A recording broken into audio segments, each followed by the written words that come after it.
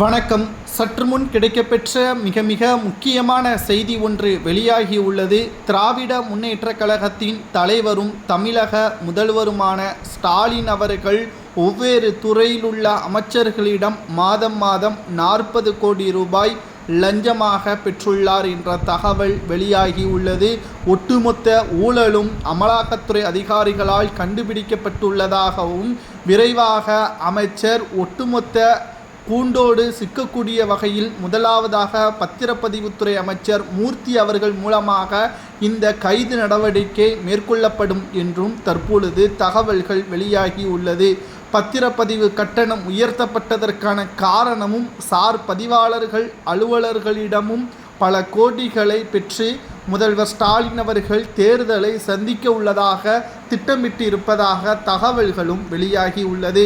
மூர்த்தி அவர்களது அதாவது மாண்புமிகு அமைச்சர் மூர்த்தி அவர்களது வீடு மற்றும் பண்ணை வீடு அலுவலகங்களில் அமலாக்கத்துறை அதிகாரிகள் சோதனைகளை நடத்த உள்ளதாகவும் 1000 கோடி ஊழல் செய்திருப்பது உண்மைதானா என்பது இந்த அமலாக்கத்துறை அதிகாரிகள் சோதனைகளுக்கு பிறகு வெளிவரும் என்ற தகவலும் கிடைக்கப்பெற்றுள்ளது.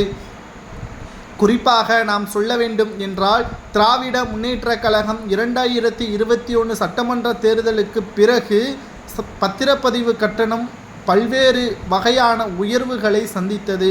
மேலும் பத்திரப்பதிவுத்துறை அமைச்சர் மூர்த்தி அவர்கள் பத்திரப்பதிவு துறையில் பல்வேறு மாற்றங்களையும் கொண்டு வந்துள்ளார். இது சாமானிய மக்களுக்கு பயனளிக்கும் என்று கூறி பல்வேறு மாற்றங்களை கொண்டு வந்தாலும் இது ஒட்டுமொத்தமாக பணங்களை லாபகரமாக பிரித்தெடுப்பதற்கு 3 பிரிவுகளாக பிரித்து ஒவ்வொரு பிரிவுகளுக்கும் குறிப்பிட்ட தொகையே ஊழலாக இவர்கள் பெற்றிருப்பதாக புகார் ஒன்று கொடுக்கப்பட்டுள்ளது.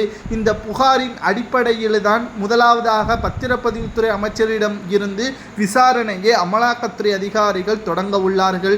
கடைசியில் ஒவ்வொரு அமைச்சர்களிடமும் விசாரணை நடத்தலாம். ஒவ்வொரு துறை சார்ந்த அமைச்சர்களிடமும் விசாரணை நடத்தப்பட்டால் நிச்சயம் திமுகவின் ஆட்சி கூட கலைக்கப்படலாம் என்ற தகவல் மிக பெரிய ஒரு பேரிடியாக அமைந்துள்ளது. ஒன்றல்ல இரண்டல்ல சுமார் 1000 கோடி பத்திரப்பதிவு மூலமாக கடந்த 3 ஆண்டுகளில் மட்டுமே ஊழல் செய்திருப்பதாகவும் இதில் முக்கால்வாசி பணம் முதல்வர் ஸ்டாலின் அவர்களது வீட்டிற்கு சென்றிருப்பதாக அந்த புகாரின் கடிதத்தில் கொடுக்கப்பட்டுள்ளது. விரைவாக அமலாக்கத்துறை அதிகாரிகள் விசாரணையை தொடங்கினால் இவைகளுக்கு முற்றுப்புள்ளி வைக்கும் விதமாகவும் தமிழகத்தின் ஆட்சி கலைக்கும் விதமாகவும் மாறும் என்று தமிழக பாஜக தலைவர் அண்ணாமலை அவர்கள் கூறியுள்ளார். இதை பற்றி உங்களது கருத்துக்களை கமெண்டில் கூறுங்கள்.